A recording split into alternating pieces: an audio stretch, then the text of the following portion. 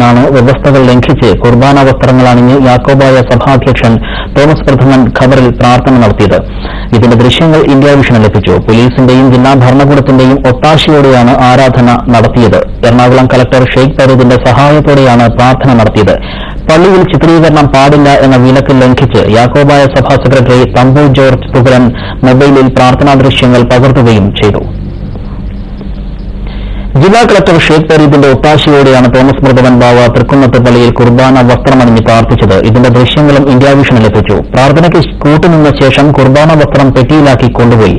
ഇതും കളക്ടറുടെ സാന്നിധ്യത്തിലാണ് നടന്നത്.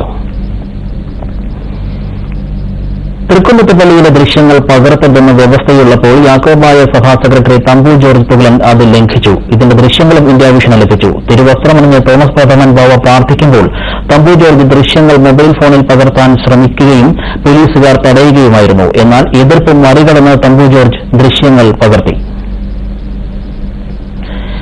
വാർത്തയുടെ വിശദാംശങ്ങളുമായി തങ്കച്ചൻ പങ്കുചേർന്നു. തങ്കച്ചൻ, വലിയ ചർച്ചയാകുന്ന വിഷയം എന്താണ് യഥാർത്ഥത്തിൽ സംഭവിച്ചത്? വലിയ വിഷയമായി ഉയർത്തിക്കാട്ടേണ്ടത് ഇക്കാര്യങ്ങൾ തടയാൻ നിയോഗിക്കപ്പെട്ട ഭരണകൂടം തന്നെ അതിന് ഒത്താശ ചെയ്തു എന്നുള്ള ആരോപണമാണ് ഇപ്പോൾ ഉയർന്നു വരുന്നത്. എന്തൊക്കെയാണ് ലഭ്യമാകുന്ന വിവരങ്ങൾ?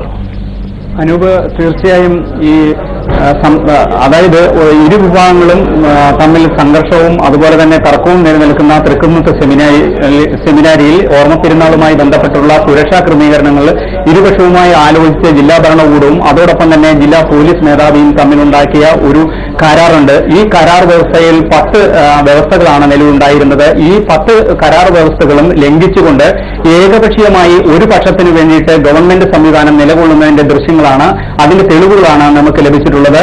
ഒന്നാമതായി തിരുവസ്ത്രം അണിഞ്ഞുകൊണ്ട് ഈ കബറിടത്തിൽ കുർബാന അർപ്പിക്കാനോ മറ്റു കാര്യങ്ങൾക്കോ ആർക്കും അധികാരമില്ല. എന്നാൽ ബാബാപക്ഷത്തിന്റെ തോമസ് പ്രഥമൻ കാത്തോലിക്ക ബാബ താൻ ധരിച്ചുകൊണ്ടിരുന്ന കറുപ്പ് വസ്ത്രത്തിനുള്ളിൽ കുർബാന വസ്ത്രം ഒളിപ്പിച്ചു കൊണ്ടുവരികയും അതോടൊപ്പം തന്നെ ധൂപപ്രാർത്ഥനയ്ക്കൊപ്പം തന്നെ കുർബാന അർപ്പിക്കുന്നതിന്റെയും ദൃശ്യങ്ങളാണ് നമുക്ക് കാണാൻ കഴിയുന്നത്. ഇതോടൊപ്പം തന്നെ ഈ ദൃശ്യങ്ങൾ പകർത്തുന്നത് സഭാ സെക്രട്ടറി തമ്പു തുകലനാണ്. ഇത് ക്യാമറയോ മൊബൈൽ ക്യാമറയോ മറ്റൊന്നും പള്ളിയകത്ത് ഈ സമയത്ത് പ്രവേശിപ്പിക്കാൻ പാടില്ലെന്ന് കർശനമായി വിലക്കിയിട്ടുണ്ട്.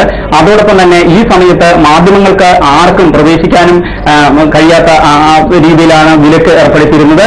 ഈ സാഹചര്യത്തിൽ തമ്പു തുകലൻ എല്ലാ വിലക്കുകളും ലംഘിച്ചുകൊണ്ട് തോമസ് പ്രഥമൻ കാത്തോലിക്ക ബാബ കുർബാന അർപ്പിക്കുന്നതിന്റെ ദൃശ്യങ്ങൾ പകർത്തുന്നു. ഇങ്ങനെ കുർബാന അർപ്പിച്ചതിന് ശേഷം തിരുവസ്ത്രങ്ങൾ കൊണ്ടുപോകുവാൻ ഒരു വൈദികൻ ശ്രമിക്കുമ്പോൾ ആ തിരുവസ്ത്രങ്ങൾ അടങ്ങിയ പെട്ടി സ്പെഷ്യൽ ബ്രാഞ്ചിലോ അല്ലെങ്കിൽ ഗവൺമെന്റ് സംവിധാനത്തിലെ മറ്റൊരു ഉദ്യോഗസ്ഥൻ അത് വാങ്ങിക്കൊണ്ടുപോയി പുറത്തു കൊണ്ടുപോയി ആ പെട്ടി അടയ്ക്കാൻ ശ്രമിക്കുമ്പോൾ ജില്ലാ കളക്ടർ തന്നെ അത് വാങ്ങിക്കൊണ്ടുപോകുന്ന ദൃശ്യങ്ങളാണ് നമുക്ക് കാണുന്നത്. ഇങ്ങനെ എല്ലാ തരത്തിലും ഏകപക്ഷീയമായി ഒരു പക്ഷത്തെ മാത്രം സഹായിക്കുന്ന ഒരു നിലപാട് സ്വീകരിച്ചുകൊണ്ട് സർക്കാർ സംവിധാനം ദുരുപയോഗപ്പെടുത്തുന്നതിന്റെ ദൃശ്യങ്ങളാണ്, അതിന്റെ തെളിവുകളാണ് ഇന്ത്യ വിഷൻ ലഭിച്ചിട്ടുള്ളത്. അനൂപ്, തങ്കച്ചൻ, ഇത് വലിയ ദീർഘമായിട്ടുള്ള ഒരു ചടങ്ങ് അവിടെ നടക്കുമ്പോൾ പോലും അത് മറ്റ് അല്ലെങ്കിൽ മറുഭാഗം അറിഞ്ഞില്ല എന്ന് തന്നെയാണോ നമ്മൾ കരുതേണ്ടത്? അതിലേക്ക് സംശയങ്ങൾ ഉയർത്താവുന്ന കാര്യങ്ങൾ എന്തൊക്കെയാണ്? ഇതുമായി ബന്ധപ്പെട്ട് മറുഭാഗത്തിന്റെ എന്തെങ്കിലും പ്രതികരണങ്ങൾ അത്തരത്തിൽ എന്തെങ്കിലും നമുക്ക് ലഭ്യമായിട്ടുണ്ടോ? അനൂപ്, തീർച്ചയായിട്ടും ഇരുപക്ഷത്തിനും പ്രത്യേകം സമയങ്ങളാണ് അനുവദിച്ച് നൽകിയത്. ബാബാപക്ഷത്തിനും അതുപോലെ തന്നെ മെത്രാൻ കക്ഷിക്കും പ്രത്യേകം സമയങ്ങൾ അനുവദിച്ച് നൽകിയിരുന്നു.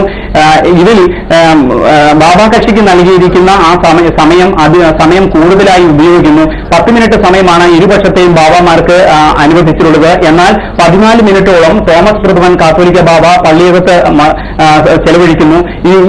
ഇതിന്റെ ദൃശ്യങ്ങളാണ്. അതോടൊപ്പം തന്നെ ക്യാമറയിൽ പതിഞ്ഞിട്ടുള്ള സമയവും എല്ലാം തെളിവുകളായി നമുക്ക് കാണാൻ കഴിയും. ഏതെങ്കിലും ഒരു പക്ഷം ആരാധന നടത്തുമ്പോൾ മറുപക്ഷത്തിന് ആ സമയത്ത് പള്ളിയുടെ പരിസരത്തോ പള്ളി കോമ്പൗണ്ടിലോ പ്രവേശിക്കാൻ പോലീസ് അനുവാദം നൽകിയിരുന്നില്ല. അതുകൊണ്ട് തന്നെ ഒരുപക്ഷം ബാബാ കക്ഷി ഏതെങ്കിലും ആരാധനക്രമം അവിടെ നടത്തുമ്പോൾ മറുപക്ഷത്തിന് അറിയാൻ കഴിഞ്ഞിരുന്നില്ല. ഇരുപക്ഷവും നടത്തുന്ന ആരാധനക്രമങ്ങൾ പുറത്തറിയാൻ മറ്റു മാർഗങ്ങളൊന്നുമില്ല.